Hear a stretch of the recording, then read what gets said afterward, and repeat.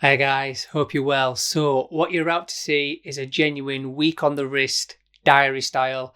I've worn it every day for the last 7 days, and here I am talking about the Tudor Blackbay 58. I'm Andrew, and I'm a watch addict.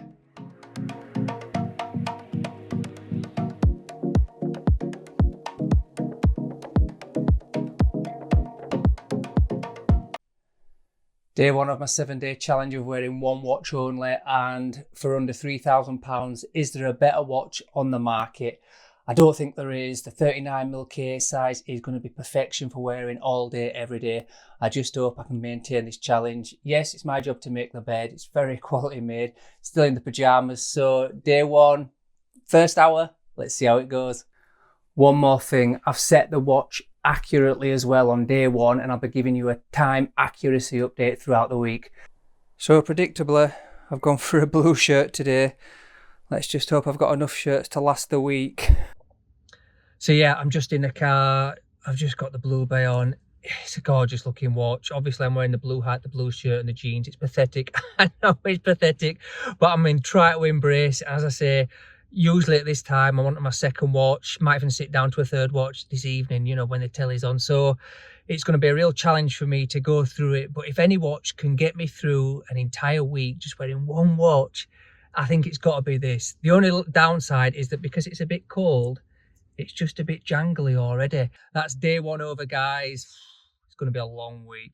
So it's nearly the end of day two, where the majority of the day is gone and I've been wearing it all day. I did take it off for the gym. I did wear my Apple iWatch, but that's acceptable.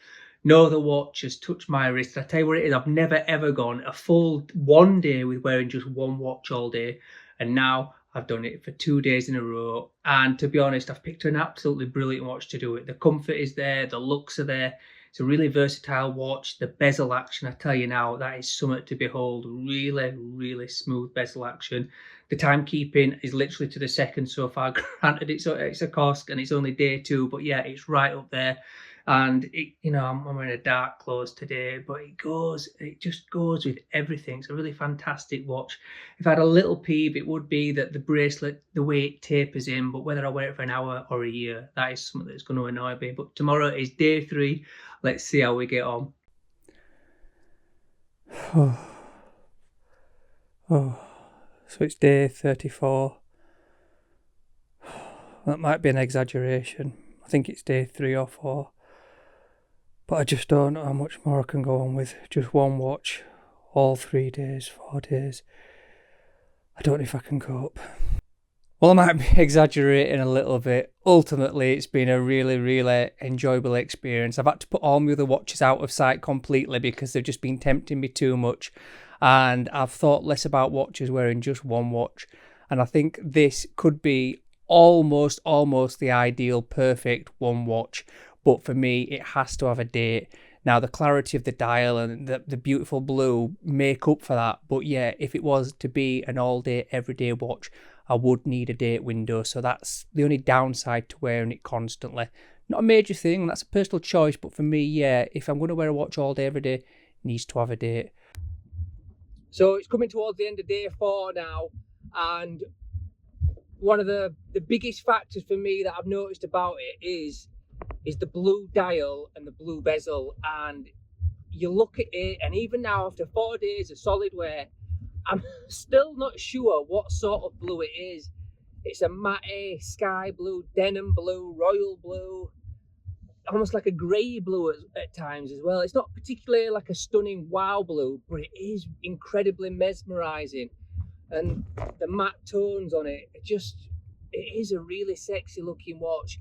It is a tool watch, it is matted down, there's not much going on with it, but yeah, one of the big things for me is this blue, and I've really enjoyed wearing it. It's quite a dull and it can look quite dark in some situations. So if you're wearing black clothes or dark clothes, I think it's going to work really well. In fact, I'd go as far to say a blue watch looks better with black clothes than a black watch does with blue clothes, if that makes sense.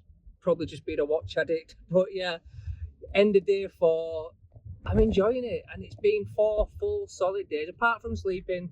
I did try sleeping it the other day, but it were no good. just end up taking it off because it's uncomfy. I can't sleep in a watch. I like the idea, you want to be connected to your watch, you can see the loom, but in the middle of the night, I always check my phone. Day 5, still wearing the Tudor Blackbay 58. Great watch. Minor complaints at best, but ultimately the comfort is there. And if you're genuinely thinking about buying this watch, guys, as a one watch collection, it's not going to quite work for me because of the lack of date window, but the benefits of this watch are just fantastic. Sexy wise, take a look at the bezel action. It's such a really nice, smooth action. The lugs, the way they taper down, they're incredibly thin. And that's a good thing if you imagine the Rolex Submariner and how blocky their lugs have been in previously. This has got really slender lines, so it really does look the business. And the loom, guys, get on board with the loom. It's absolutely fantastic, to be honest. So yeah, this is a watch that after 5 days of wearing, I haven't got bored with it. There hasn't been discomfort. There was a slight bit of jangle when your arms get a bit cold. That happened a few days ago.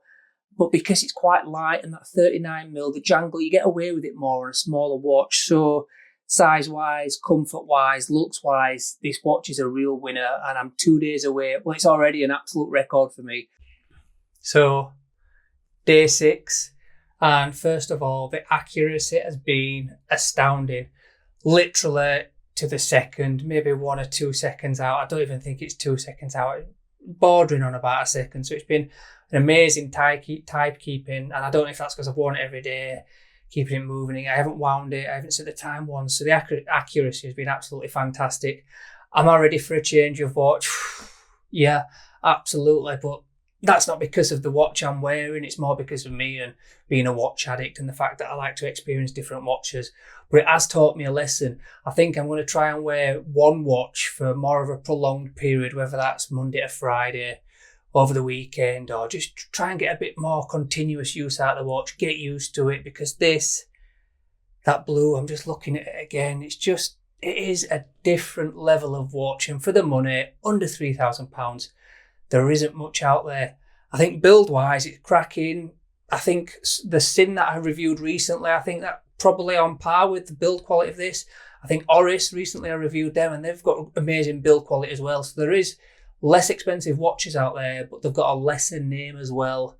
That big brother carries Tudor a long way, doesn't it? Nothing to say that the build quality is not immaculate, but yeah, like Sin and Oris, that they're competing with Tudor for quality-wise, build-wise, but maybe not movement-wise. And here we are, day 7, 7 days. This is a record for me. I've never worn a watch 7 days in a row before without wearing different watches here and there. So it's been enlightening. I'm glad I've done it. I think I'm going to do it a little bit more than I have in the past. Maybe not for 7 days. It is a long time, but maybe Monday to Friday, change on the weekend. Something like that. I don't know. But if you're in the market for a Tudor Blackbay 58, I definitely recommend them. The wearability is one of the big factors for me. Obviously, you've got to look down at your wrist and go, oh la la.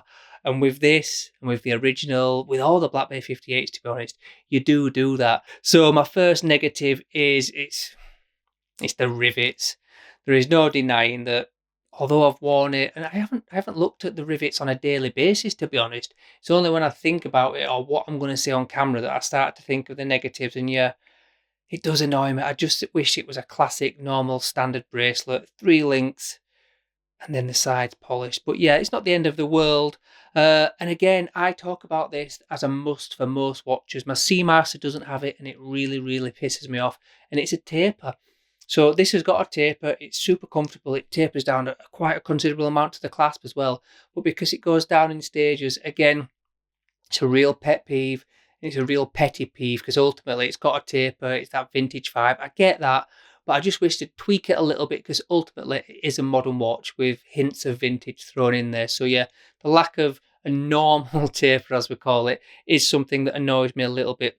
And as a day-to-day, everyday watch, a no date feature, it's not a good thing, it's a bad thing for me. So yeah, I wish it had a date window, or I wish they had the option to put a date window in there, because a lot of people like no date watches and there is a lot more clarity and symmetry to the dial, and I get that. I think they look nicer, but ultimately I think for an everyday watch you do need a date. You might only check it every other day, but yeah, you do need a date ultimately, don't you? And one of the other bad ones is that the lack of micro adjustment. Now, it has got micro adjustment, but it's very thin micro adjustment. It's only got the 3 notches, and actually for me, I could do with a half notch in between that notch, to be honest, because when I do put it in a notch when I'm cold and it's baggy, actually it ends up being too tight within an hour and I have to put it back. So in effect, this watch has got no micro adjustment for me. And a really contentious one for opening discussion is my last negative about this watch, and it's the fact that it's the Tudor brand itself, and that it's so related to Rolex. Now obviously Tudor's got a step up in the last few years and elevated itself to where it is ultimately because of Rolex. It's got Rolex research and development, Rolex money, Rolex DNA in the watches. I'm not saying they're not bad watches, but I'd love to know what level they would be at without the big brother standing behind them. Now, on to the positives, because I tell you guys, there's a ton of positives, and the first one is the dial. It's absolutely stunning. I've said previously in the week, I don't know what colour it is, and I'm still looking at it now, and I don't know what colour it is. It goes from grey to blue to bright blue to light blue to matte blue. So yeah, it's a real gorgeous, gorgeous dial, and that is a massive, massive plus for me. The timekeeping is something a little bit special, practically to the second. It's unbelievably accurate, and so it should be for the money. Sure, it should be because it's a cost certified watch, but yeah, I was really impressed that we're wearing it every day. It has been super, super accurate. So yeah, that's a really good thing. Another good thing, the lume. Jesus, just fire it up with the lume torch for a few seconds and you're just blown away by it. Lume is another boy's toy. You don't particularly need it. You sort of, I mean, who needs a freaking lume torch, really?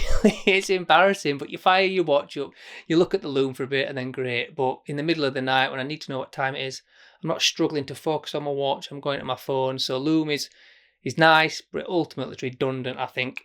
And the clasp, as I said, I've just mentioned, it's a really good, high-quality clasp. I would definitely recommend this clasp. The lack of micro adjustment is part of the clasp, I get that, but the way it folds short and crisp and nice, and the ball bearings, so yeah, that's a really good thing. And then the last thing, not the last thing, there's a ton of good things about this watch. The wearability, the design, the kudos for having a Tudor. I don't see many Tudors out in the wild, but you can pretty much guarantee that if you spot a Tudor, you could probably have a conversation about the Tudor to the guy wearing it. So yeah, there's loads of good things to go about, but the actual overall design, probably not an original design, probably a copy of old Rolexes, of our old Tudors, but they have hit the nail on the head, and the Blackbay range is just soaring, isn't it? There's so many different variations. All of them look fantastic. Whether the colours or the different variations are for you, you can't argue with the simplicity and the gorgeous of the design. And I've got to say, I'm glad I've got this back in the collection. I had it earlier in the year. Didn't give it enough opportunity, but I tell you now, it's a sexy watch. Ooh la la. Right guys, I hope you enjoyed the video diary, just something a little bit different. I don't know how many I'll do because it were a big commitment wearing a watch all week, but I do hope you enjoyed it. Let me know what you think. Over and out, I'll see you in the next one.